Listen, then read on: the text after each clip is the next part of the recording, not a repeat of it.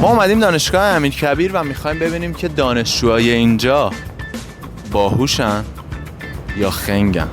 میشه ویدیو پخش نشه. یه مدال برنز المپیاد ریاضی دارم بنده. منم طلای پارا المپیاد دارم. ببین واقعا من اینو نمیدونم. خودتو معرفی کن. سلام، صبحانم. من امین هستم. هادی نیستدی. مینا متی. رضوان شمسالی. محمد گلپرور هستم. من طاها فرزادم. امیرکیان جعفریان هستم. زهرا قاسمی هستم. کدوم دانشکده؟ صنایع. دانشکده مهندسی دریا. نساجی. عمران. مهندسی صنایع دانشگاه مهندسی صنایع. دانشکده نساجی. بریم برای سوال اول.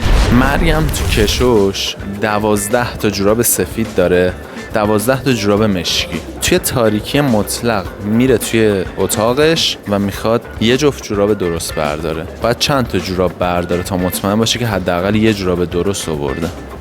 روش سوال احتمال هستم من چجوری پاس کردم که از اون شروع کنید.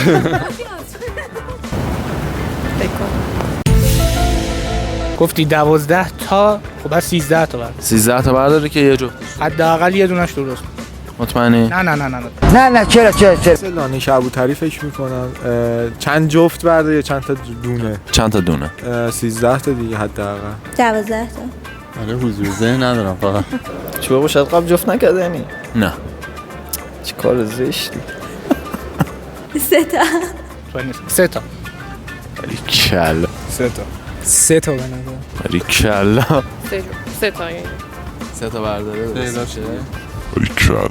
دانشجوی کدوم دانشکده بودی؟ صنایع. جواب درست 3. درست. خوبه. برای اینکه یه دونه رو برمیداره مثلا مشکیه، خب بعد دومیو که برمیداره اگه مشکی باشه که با همون دوتا درست بده، اگر هم سفید باشه سومی برداره دیگه جوریش. خب بعدی بریم سوال بعدی. علامت سوال چیه با فرض اینکه 6 نیست؟ او 6 نیست. خب کارو سخت کردی. 1 2 3 4 5 1 3 5 2 4 6 فیبوناچی نیست. دنباله معروف چی داریم؟ یه ذره باید خلاق باشه. خلاق باشی. بعد الگوی خاصی داشته باشه. خب یه دونه 3 تا. فکر کنم گیرشون انداختیم بالاخره. حدس خاصی ندارم. ببین باید یه ذره خارج از چارچوب فکر کنی. 1 3 5 8 بذاریم بالای فرق باشه پایین زور. قشنگ گفت به نظرم جالب گفتی ولی نه. احتمالاً که اینا هم که نیست برگردونیم. خارج از چارچوب دیگه. خوب داریم اینجا. خوب دارم نه نیست. نه خوب دارم. خیلی خوبه همون خیلی خوبه. حس می‌کنم نشستی اونجا من مسخره می‌کنه یا می‌خره. یه جوری باید ضرب بشه به هر حال. نمیدونم مثلا 4 و 1 2 3 135. خب 135. خب نه اذیت از قضیه نمی‌کنم جوابه. آدم حس می‌کنه بهتر. قوی بود. حاجی خیلی ناراحتم. جوابش نشونتون بدم. دندای ماشینه آر میشه. دیده بودی؟ اینو باید بکشی بالا ببری چپ واسه همین. دنده. آره. من گواهینامه‌ام نگرفتم. این دنده ماشینه آر. باری کلا چقدر قوی داره میاد جو دریا. خدایی خوب داره میره جلو. جواب 6 نیست. 1 نیست. دنده ماشین آر. باری کلا اصلا هم نیده بود قبلش. به بازیگریش نمره چند میدیم بچه‌ها چون جواب دیده بود دست من. همین که هست. بریم سوال بعدی. یه هواپیما از ایران داره میره به سمت ترکمنستان. خب توی مرز این دو کشور سقوط میکنه. بازمانده ها رو باید کجا دفن کنی؟ از ایران میرفت. اگه ایرانی بودن که داخل ایران میگن. ایرانیان. خب باز تو ایران بعد من تو ایران دفن کنی. اولین سوالی که بالاخره اشتباه گفت. شاید حتما ترکمنا بودن که داشتن میرفتن. نه اگر سقوط کنه تو مرز. تو مرز. بگم جوابو. میگم بازمانده ها رو کجا دفن کنیم. بازمانده ها میگه توجه. آها بازمانده. بچه‌های نساجی از پشت دارن میرسونن که آبر دانشگاه رو بازمانده ها دفن نمیشه. اصلا بازمانده ای نمیمونه. اصلا بازمانده دفن نمیشه.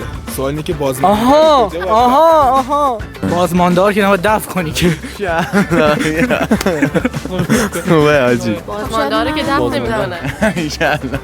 راست بازماندار رو کنه تو قبرستون. توی سال کبیسه‌ای چند تا از ماها 29 روز دارن؟ ببین واقعا من اینو نمیدونم. فهمیدم 4 روز بیشتر داریم تو سال کبیسه. چی؟ یه بار دیگه لطفا این جملتو. ببین واقعا نمیدونم تو تاریخ من هنوز تو سال عادی هم نمیدونم ماها چند روز هست. تقویم حتما من نگاه کنم. توی سال کبیسه یه ماه 29 روز هست دیگه. هیچ کدوم از ماها 29 روزه نمیشه. اصلا کبیسه اونیه که یه روز بیشتر. یه روز بیشتره. ببین 30 تا 12 چقدر 300 تا 365 تا میمونه این وسط. خب اصلا نباید 29 روزه داشته باشه. صفر بعد. هیچی. هیچ ایده ای ندارم. همشون قویه. توی سال کبیسه‌ای همه ماها حداقل 29 روز دارن. نه این قوی نبود انصافا. آقا این بذارید قوی من نبود. استیک کنم. این واقعا قوی نبود. هر 12 ماه حداقل 29 روز دارن. ای وای. هر 12 ماه 29 روز دارن حداقل. و اینکه عاشق اون جمله بودم که گفتش که سال کبیسه 4 روز بیشتر. من یه چیزی یادم یه تفاوتی با سال هر دیگه 4 سال یه سال کبیسه‌ای داریم. آه راست حداقل. میگه. آره اونم میگه چند ماه 29 روزه داره. چند ماه 29 روز داره. 29 روز داره 12 تا ماه 29 روز دارن. باریکالله ببین. مرسی. بریم سال بعدی. در سوالش تکنیکال تره. توی جنگ جهانی دوم از هواپیماهای جنگی که از جنگ برگشته بودن اومدیم یه آمار گرفتیم ببینیم که کجاهاش گلوله خورده بوده. یه دونه نقشه جمعی کشیدیم همه گلوله ها رو روش رسم کردیم. شما به عنوان یک مهندس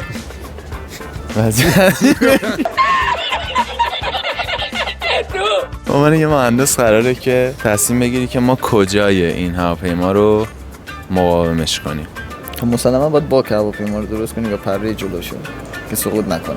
ببین خیلی داری فنی جواب میدی ولی داری از این نقشه گلوله ها اصلا داری استفاده نمی‌کنی.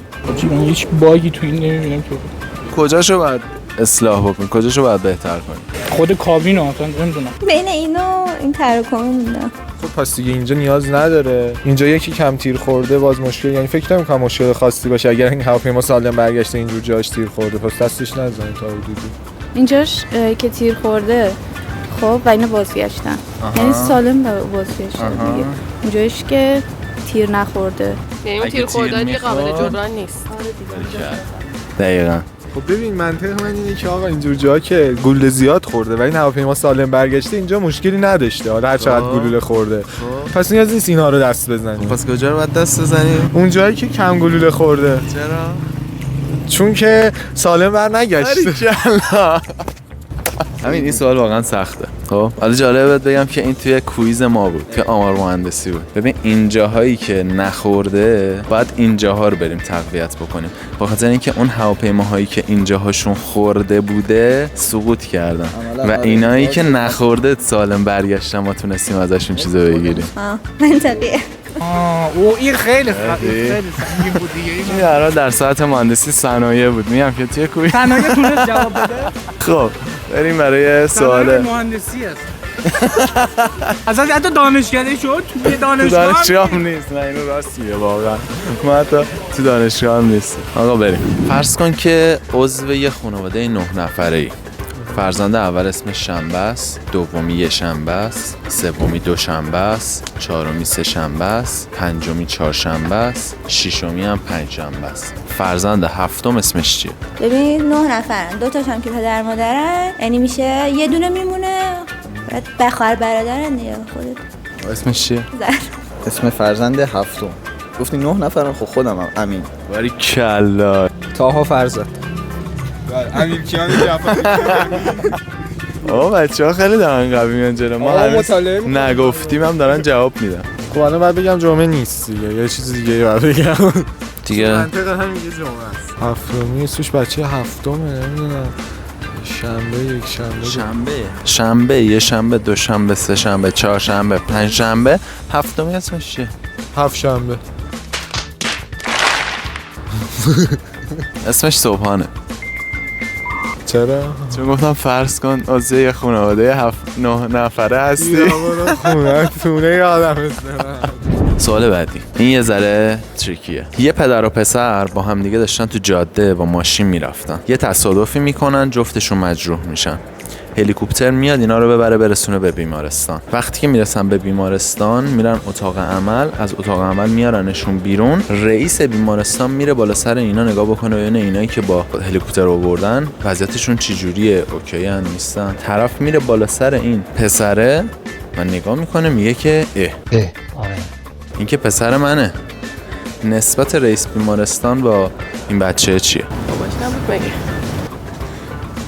خیلی ساده است. فقط انقدر بگم که خیلی ساده است. یه بار دیگه میشه این داستان رو تعریف کنیم؟ آها بابا هست بابا. میگه که بابای رئیس بیمارستان بوده. نمیدونم خب رئیس بیمارستان باباش. ای باباشم مجبور اونم روی تخته دیگه. بابایی که خودش احتمالاً یه چیزی شده، یه مامان داره دیگه.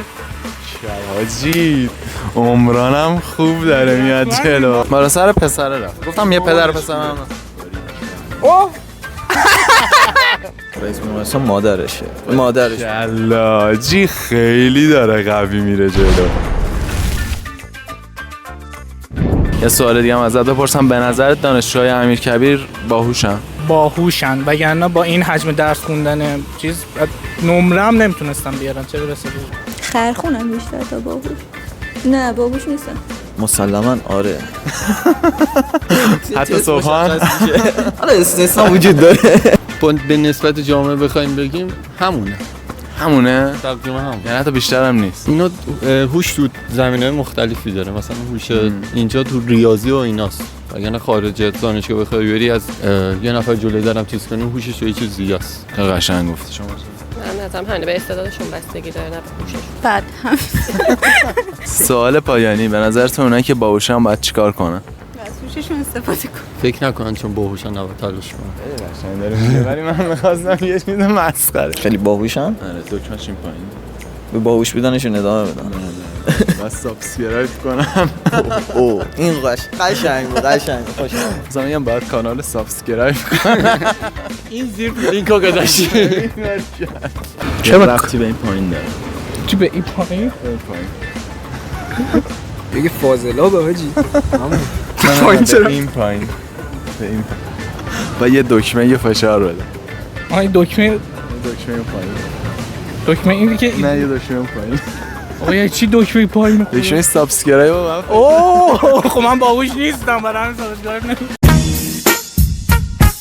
آها آره لایک هم کنن سابسکرایب هم کنن اگه دوست داشتن کامنت هم بذارن.